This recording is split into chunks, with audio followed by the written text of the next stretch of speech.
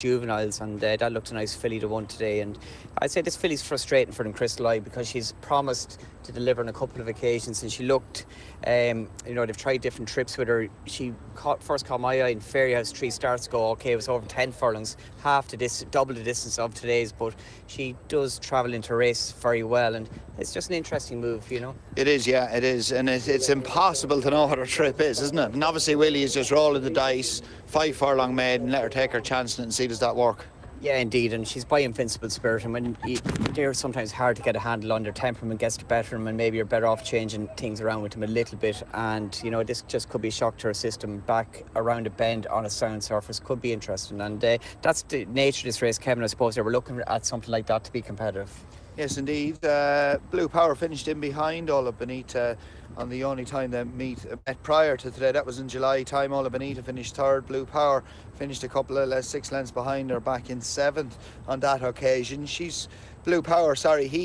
has finished runner-up to Dennis Hogan's Hell Let Loose in Handicap Company on his most recent start in Navan. Michael Beresford, who was on board that day, again retains the ride. Cheek Piece is on for the first time.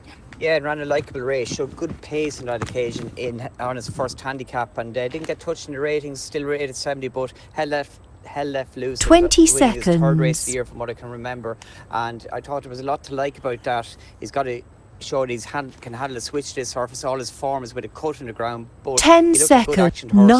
8 seconds. With the first time Cheek Piece is an interesting move. Ken Condon's grey streak again, and a couple of these behind him. The last time we saw him in action, over 6 furlongs. 0 seconds. On board. He's rated 73, and he Q8 Direction and Wishbone behind him on his most recent start. Third behind Balmari, Midnight Fire at Cork. Midnight Fire came out and won, if memory serves me right, in the Curra over 6, didn't he, in a maiden? Plenty of money coming from Blue Power now. Yeah, indeed, that's interesting, I suppose. And I suppose you're going for unexposed, had a good handicap run. It's shown that can actually run to a rating of 70, unlike some of its rivals, and come from a stacked team. They tend to be quite sharp, and looking at Michael Beresford in Navan on the replay, he seemed to handle them well, so this should be a good experience for him, but he should know what he's at.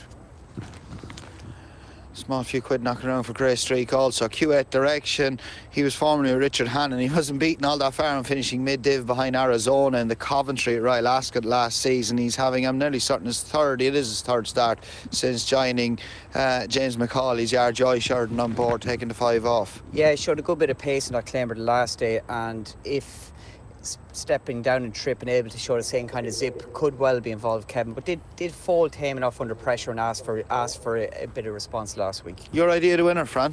I've no strong opinion on it. Crystal Eye just keeps coming back to my mind, but I wouldn't be overly strong on it. We got to mention too, Joseph O'Brien's newcomer, Declan McDonough, riding the Star Spangled Banner filly. Now his normally do improve for a run, but wouldn't take a fantastic newcomer to come and beat these. Yeah, Joseph on a cracking day at the Curra as well. 2 winners, I think, wasn't it?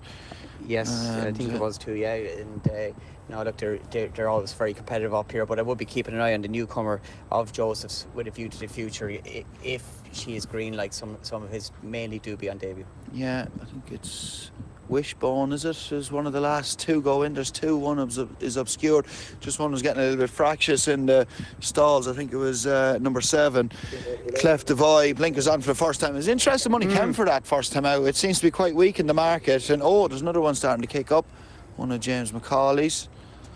Yeah, and Cleft Devoy was well backed on debut. It was an expensive yearling or breeze up and hadn't made the track until now, back end of his 3-year-old campaign. Filly by Zoffany didn't show anything really on debut, but given the book Colin Keane and it was backed, it's interesting on the surface for a stable that's going very well at the minute. Yeah, blinkers on for the first time as well. Looks like Q8 Direction will be the last to go in, and it's now time to go up to Justin O'Hanlon, our commentator for the evening, for the first time. Ready to go, and they're off. Market in play. Friday nights at Dundalk Maiden, and Q8 Direction and Joey Sheridan quick into stride in the centre, with Untuck and the blue with the white star, and that one's outside. Wide of these races, Grey Streak and Blue Power in the early stages, with Chris